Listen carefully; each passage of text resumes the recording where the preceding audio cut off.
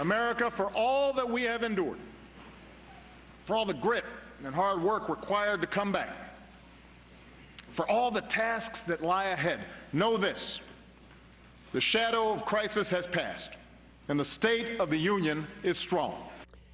President Obama sounding like anything but a lame duck when he addressed the new GOP-led Congress in his State of the Union speech this week. And we're back now with the panel. George, not a mention of the midterms, no reference whatsoever to new Senate Majority Leader Mitch McConnell. Are you surprised the president decided to act as if November never happened? No, ignoring reality is part of the job description of being a progressive, so you ignore the majorities that are out there. The fact is, I think Mr. Obama believes that anything he has to do collaboratively is beneath his dignity, and that therefore the remainder of his term is to set up the 2016 election. And therefore, why believe that, to coin a phrase he made famous, elections have consequences? Well, it is the question that I asked Dennis McDonough at the top of the show, the White House Chief of Staff. The president has already issued 9 veto threats. It's only been a couple of weeks since Congress came in. He is promising more executive orders. Republican leaders say that the proposals he made in that speech are not dead on arrival, they're dead before arrival. What's the White House game here?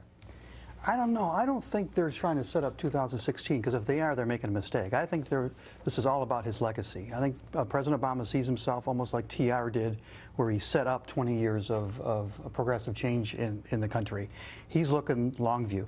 For 2016, if you ask smart Democrats, including people who are working very closely with Hillary Clinton, they're worried that what the president did with this very muscular, very non-bending State of the Union address is put her in a box, that she's going to be forced to the left quicker and harder than she would like to be able to be elected in the general election.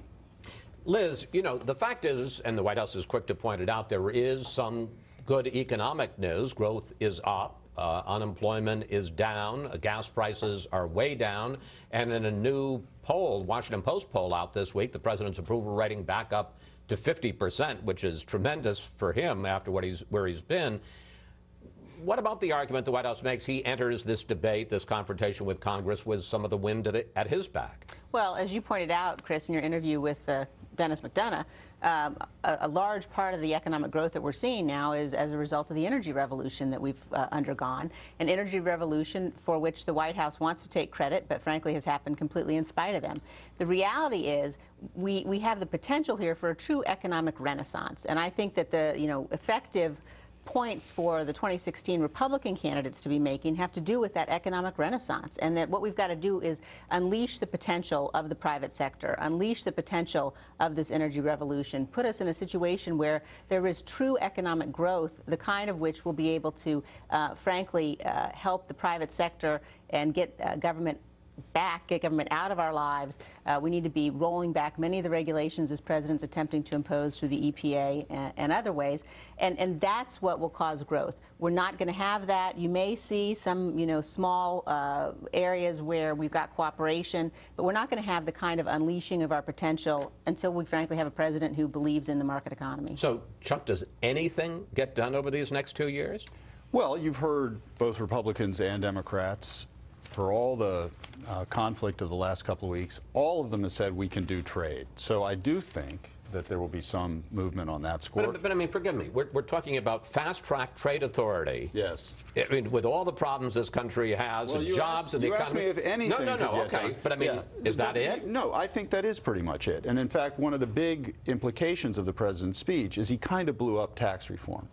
Because by making these big tax moves, to tax the rich more heavily and spend it on a lot of tax credits that would go down lower in the income distribution, whatever you think about that politically, that blows up the whole paradigm of broader base, lower rates that was basically going to be the way comprehensive tax reform would work.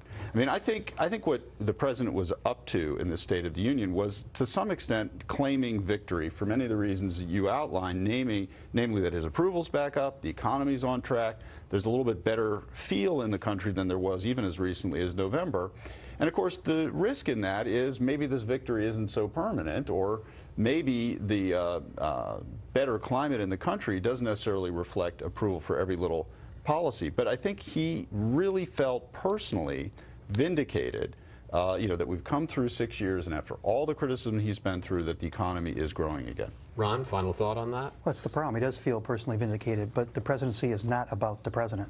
It's about the American people, and they're still struggling, and they know that we're not out from the worst of 9/11, and they know that they're not even benefiting totally from this 1 or 2 month economic gain we've seen. You know, a question I didn't get to ask Dennis McDonough, but if you look at median household income, it's down about $2,000 per household from when he came into office to where it is now. So the middle class hasn't done so well under the middle class economics of this president. All right, we have to step aside for a moment.